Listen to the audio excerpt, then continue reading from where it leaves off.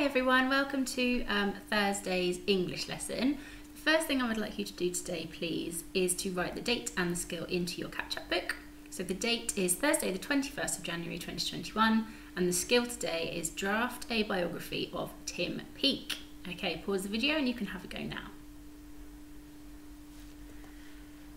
Right then, what is a noun? So before we do our starter, we're just going to recap what a noun is. So those of you that are remembering, there are 3 types of noun. So can you pause the video and have a talk with your talk partner or whoever you're working with, or just have a think if you're on your own today, about what those 3 types of noun are, so that you can describe what a noun is. Okay, pause the video, off you go. Okay, so a noun is a naming word, isn't it? So a noun could name a place, it could name a person, or it could name an object. So those are our 3 types of nouns. So we know that when we're using a name of a place or a name of a person, it needs to have a capital letter. And when we have an object, it needs to be something that we can pick up. That's how we describe it, isn't it? It needs to be something that you could hold or that could be held. That's how best way to describe a noun, for example, a pen. Okay, so your starters today then. Can you please copy these sentences into your book and then underline any nouns that you can find? Okay, pause the video and have a go. Right, so the first one then. The chair that Isaac was sitting on was green. So the noun in that is the chair because you can pick up a chair. On Saturday, Rhiannon went to London for a party. So the nouns in that one, we've got Rhiannon, because she's a person, and London, because it's a place. And finally, the pink flower was sitting on top of the table in the clear glass vase. Lots of adjectives in that one as well. But the nouns there are the flower, because you can pick up and hold a flower, and the vase, because you can hold the vase. Oh, and of course the table. Sorry, nearly missed that one. Because although I wouldn't recommend it, you can pick up a table. So well done if you got all of those. You can give yourselves a tick. So today then, we are going to be writing our biography, I couldn't speak then, of Tim Peake that we've been working on this week. So I'd like you to pause the video and have a think. Can you remember the key features that we need to include in our biography? So this is what we looked at on Monday. So pause the video and have a little think about the key features we need for our biography. Okay, so our key features need to be the summary of the main achievements, a hook to interest the reader, needs to be in chronological order, so it needs to be in the order that it actually happened. Paragraph, so that's how we're breaking up our writing. It needs to be in 3rd person, so of course we're talking about Tim Peake, we say him or he, and past tense, so we need the suffix ed. That's our past tense suffix, isn't it? So we're talking about things that have already happened, we're not talking about things that are going to happen in the future. Well done if you got those, good job. Okay, before we go on to our biography then, don't forget, Peake needs an E at the end of it. So it's P-E-A-K-E is how we are spelling Peake, Tim's surname. Please make sure you're getting that one right. Astronaut as well, make sure you check the spelling of astronaut. You might want to have a practice on a piece of scrap paper or on your whiteboard first. It's a funny one. I'd also like you to make sure that you pay close attention to the layout of your biography. So make sure that when you have a new subheading, it goes on a new line, you underline it with your ruler, and then you start your writing of that paragraph on the line underneath that subheading. We don't carry on the same line. Capital letters, full stops, and finger spaces, of course. We always need to remember them. Please make sure, especially while you're at home, because we're not there to remind you, that you are remembering capital letters, full stops and finger spaces. I hope that when you read through it at the end, if you've only got one full stop in there, you can go back through and add one in. Also, guys, make sure you're really focusing on your handwriting as well. I know a lot of you have been doing practice of your handwriting at home, and that's great to see. So make sure you apply that to your writing today as well, even though you might get tired because it is a long write today.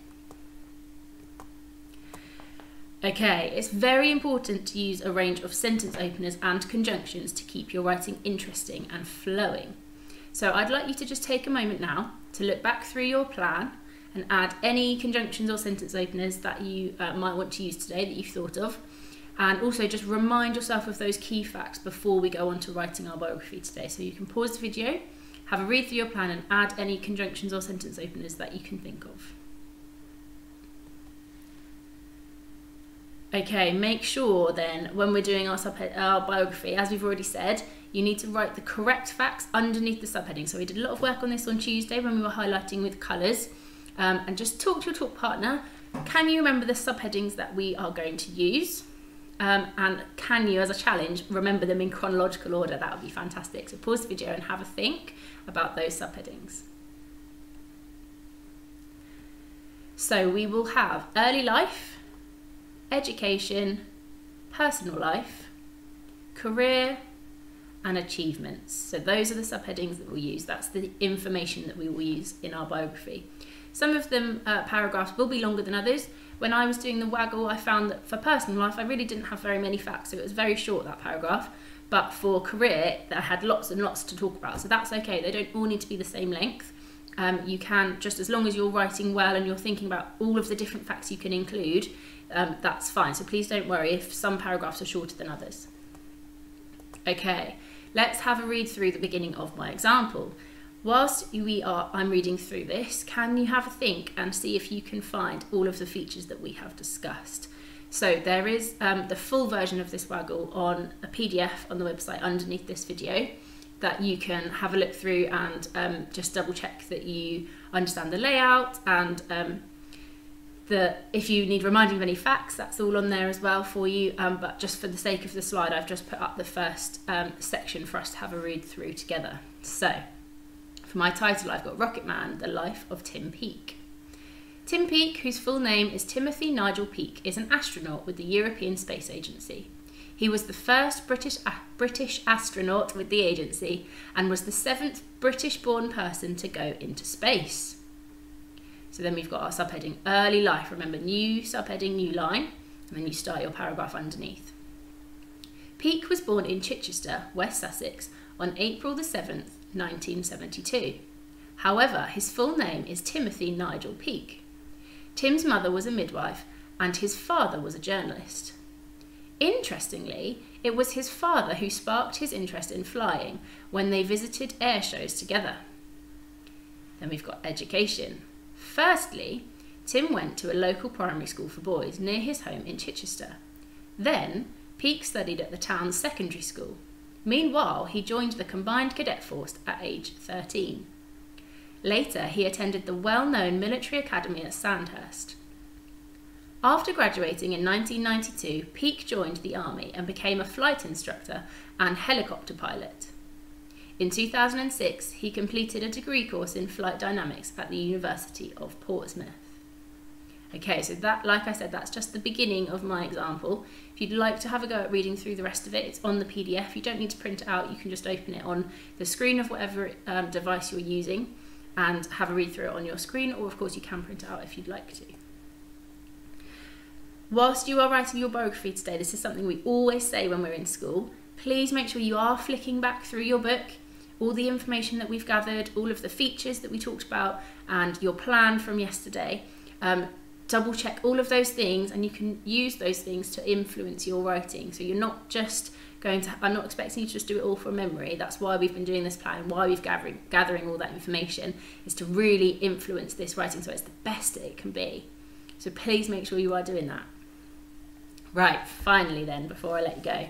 Steps to success. You must write a biography detailing the events in Tim Peake's life. You should use subheadings to make sure that the events are written in chronological order. You could refer to your plan to include key dates. Most of you should be doing that. You might use a variety of sentence openers and conjunctions in each section of the biography.